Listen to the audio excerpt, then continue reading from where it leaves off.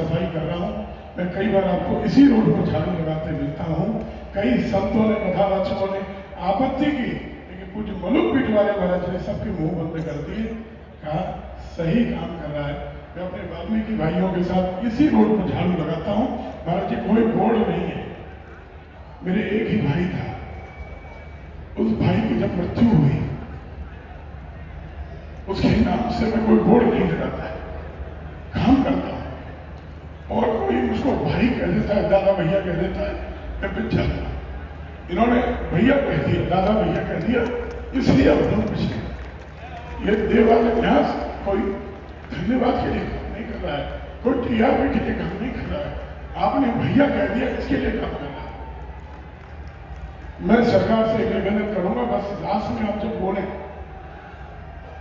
आप किसी को भी धन्यवाद कहिएगा, हम लोगों को, न्यास के लोगों को धन्यवाद कहकर दूर मत कर दीजिएगा। अपनों को धन्यवाद नहीं कहा जाता है और बड़ों को धन्यवाद नहीं कहा जाता है, उनको गले से लगाया जाता है। आपने जो काम किया है, हम लोग तो 1% काम नहीं करते, 1% नहीं करते।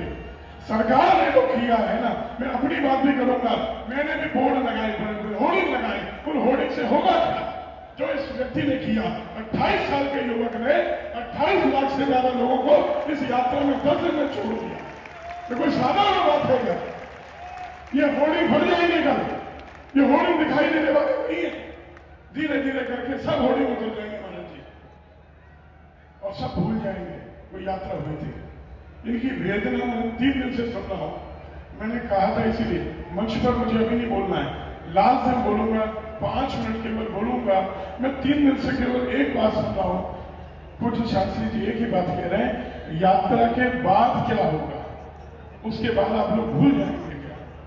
उसके बाद बहन बेटियां उठती हैं, महाराज जी कोई बचाने के लिए नहीं आता। इसी वृंदावन धाम से 1 महीने में 3 बेटियों को मुस्लिम लेकर गए और उनका समर्थन हमारे हिंदुओं ने किया। धिक्कार ऐसे हिंदुओं को, और बड़े बड़े नेता बने लोगों ने किया। महाराज जी समाज के लोग खड़े नहीं होते हैं, उस समय जब लड़ाई होती है अपने लोग मुस्लिमों के साथ खड़े होते हैं। ये धिक्कार करता है, इनकी वेदना यही रह जाएगी।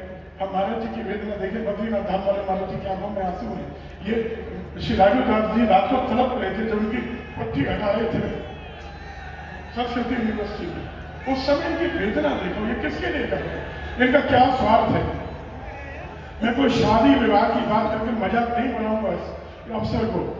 इसका संदेश ये है कि आगे की जिम्मेदारी सरकार ने अपना काम कर दिया। भैया जो जिम्मेदारी है वो यहां बैठे लोगों की है। ये जो है ना, वहां बैठे लोगों ने काम कर दिया। असली सेलिब्रिटी ये नहीं है जो यहां बैठे हैं, असली सेलिब्रिटी ये है जो दूर दूर से आए हैं, 10 दिन से नंगे पांव चल रहे हैं, सिर पर बैग उठा के चल रहे हैं, बच्चों को लेके चल रहे हैं। वो छोटे छोटे बच्चे, 3 साल के 4 साल के बच्चे जब चलते हैं, वो साधारण बात है क्या? आप वेदना को समझिए। इन लोगों ने तो काम कर दिया।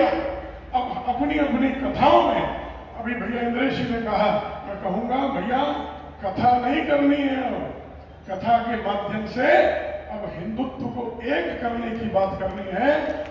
बंसीधारी कन्हैया की बात तो खूब करनी, अब जरा चक्रधारी की बात करने की भी आवश्यकता है। जब बांग्लादेश पर महाराज जी हिंदुओं पर अत्याचार हुआ, 5 देश के मुसलमान कल भी वहां इकट्ठे हुए हैं ईश निंदा कानून बनाने के लिए। अरे हमारे यहाँ एक 28 साल के युवा ने, एक बच्चे ने इतने सनातनियों को पहली बार इकट्ठा तो किया। कुछ रमेश बाबा जी के संग महाराज जी हम लोग, कुछ ज्ञानानंद जी महाराज जाते थे, हम लोग ब्रजवासी जाते थे।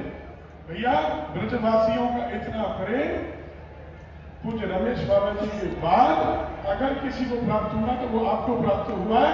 इससे ज्यादा प्रेम ब्रजवासी किसी को दे नहीं सकते। आपको ये बात ठीक है कि गलत है?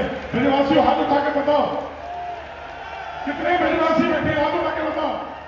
ब्रज से कितने लोग आए, हाथ उठा के वो बताओ। ये ब्रजवासी बाबा के संग नंगे पांव चले 11 दिन 13 दिन। ये सब बड़े बड़े संत हमारे फूलडोल बिहारी दास, सलामकुटी वाले, ये लठिया टेकते हुए चले। ये साधारण बात नहीं है। अब जिम्मेदारी हम सब की है, सभी कथा प्रवक्ताओं के, संतों की जिम्मेदारी है। अब अपनी कथा 4 घंटे की हो तो 1 घंटा, 3 घंटे की हो तो कम से कम पौन घंटा ये विषय रखना है जो आज यहाँ विश्राम ले रहा है। विराम नहीं होगा, विश्राम होगा, लेकिन विश्राम यात्रा का होगा, लेकिन यात्रा का अगला पड़ाव हमारी कथाओं से प्रारंभ हो जाना चाहिए। और ये धारा अगर अब रुक गई तो इसके बाद जगाने के लिए कोई दूसरा धीरेन्द्र शास्त्री नहीं आने वाला है, कोई दूसरा सरकार नहीं आने वाला है। बड़ी बड़ी बात करके हम चले जाएंगे, बागेश्वर धाम सरकार की जय, बालाजी महाराज की जय, उसके बाद जाके क्या करेंगे। मैं कहता हूं कश्मीर तक यात्रा निकालो, लेकिन सबसे बड़ा खतरा मुस्लिम नहीं है, सबसे बड़ा खतरा शांति दूत की आड़ में ईसाई है जो धर्मांतरण हो रहा है। छत्तीसगढ़ में, आसाम में, झारखंड में, वहां यात्रा निकालने की महाराज की आवश्यकता है, क्योंकि वहां धीरे धीरे हम समाप्त हुए जा रहे हैं। कश्मीर में तो समाप्त हो चुके हैं, लेकिन जहां बचे हैं, जितने बचे हैं, वहां बचाने के लिए छत्तीसगढ़ और झारखंड जाना पड़ेगा महाराज जी, वहां काम करना पड़ेगा, नहीं तो पूरा भारत ईसाई बन जाएगा। मैं आपको छोटे भाई हैं, इस नाते आशीर्वाद दूंगा, लेकिन आपने जो काम किया उसके लिए मैं सब ब्रजवासियों की ओर से आपको लेट के साष्टांग प्रणाम करूंगा। मैं एक बार कहूंगा, हमारे दाऊ दादा का ही ताली हो जाता है। देवालय न्यास ने अध्यक्ष जी, सुनील जी सब सहमत हैं, 20% काम किया, 80% काम अकेले पांडे जी ने किया। इनके लिए एक बार तालियां बजा दीजिए। मैं बारम्बार प्रणाम करता हूं। बोलिए हनुमान जी महाराज की। आज की